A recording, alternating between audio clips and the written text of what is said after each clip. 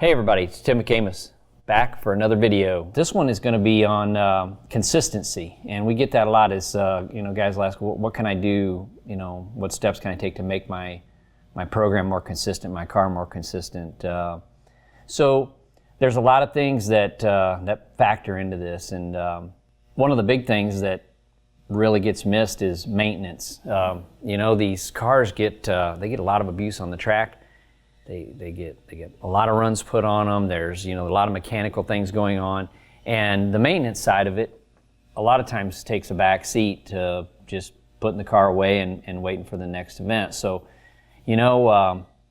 just like with any piece of equipment, if you don't maintenance it, it's going to cause problems and it's not going to perform consistently, which is what we want here. We want this, if we go into eliminations, we definitely don't want a car that's going to be up and down all over the place in ET.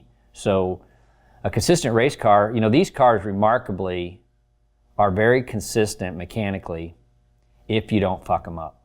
And that's what happens most of the time. Guys jack these things up. But the maintenance is a big deal. So after the event, in between races, you need to jack the thing up, take the tires off of it, check the chassis, check the suspension, check all this stuff out, all these moving parts, check for broken welds, check for anything that might be worn. Take the thing apart. You can't just run it and run it and run it and expect it to be consistent without doing some work on it.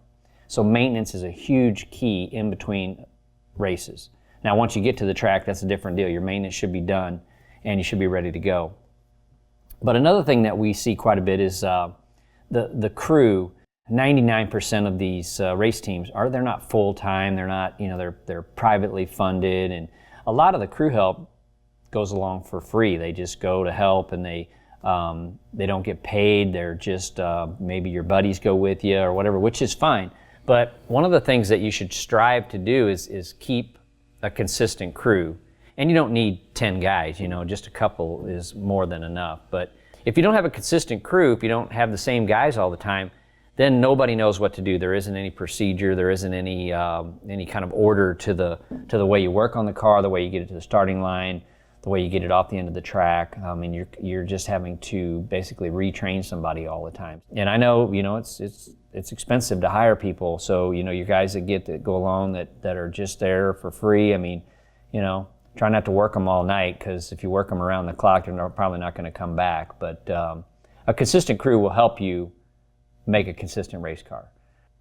Another thing that we find is that making large changes to the car during elimination. So when you get to the track and maybe you've got a couple test runs before qualifying, that's the time to try some stuff on the car, even early into qualifying. So what we always like to do was, if we had things we wanted to try to pick the car up, we would always use our Q1 as a baseline from the last race. So go in there with something we know, try to get in the field good so that we don't get bumped out.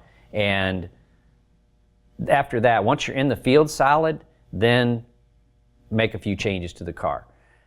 But once you get into eliminations, try to leave it alone. Making changes during eliminations will not provide you a consistent race car. It's, you always think, okay, well, I can just do this or I can do that, and it's going to make all the difference. It's going to pick me up a bunch for this next round. Most of the time, it's not. You need to have a consistent car that runs the same every round during eliminations to make it to the finals. Along that same lines is one of the things that we run into this all the time at the track, is making multiple changes at one time. So I can't tell you the times I go by and check on somebody and they are making changes to the car. They're changing the tune-up, they're changing the four-link, they're changing the transmission, they're changing everything. So they're lost and they're making changes. Well, when you make multiple changes at one time, you cannot keep track of what helps and what didn't. You're basically just gambling that you might throw something together that'll get you a decent run. But it never pays off to make those changes. Even if you make two, you never really know which one picked it up. So if you're making a shock change, don't make a four-link change and a shock change at the same time. If you really know what you're doing, you can get by with that sometimes. But if you want to record the data and learn from your change, one thing at a time. And I'm telling you, we see this all the time, you know. So we'll go up, there'll be a car, they'll be running consistent, it's fast, all of a sudden, it's all over the place. We go back, what happened? Oh, nothing really. I just, I put another transmission in with a different ratio. I changed the third member. I moved the 4-link. I put new shocks on it. And I don't know why it didn't go down. It's just crazy. I mean, you have to change one thing at a time.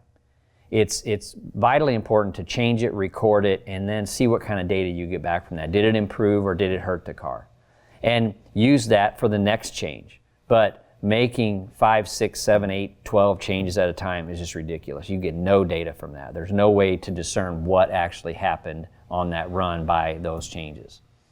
So the last thing I want to talk about is practice, which is something that nobody does, which is just getting your routine down and getting the procedure in the car, which is so important to make the car consistent on race day, which is just to go through the whole thing from getting in the car to starting it, to doing the burnout, to backing up, to staging. You can do all that in your shop. You can go through the motions in the car to where practice will make you it needs to be just like muscle memory where you do it and you don't even have to think about it. That's the kind of stuff the guys that are good do. They have lots of practice. They make lots of runs. You can't make that many runs. You can practice in your shop. You can make simulated runs in the car, setting in the shop, nobody's around. You just go through the motions, go through shifting the car, go through all the stuff.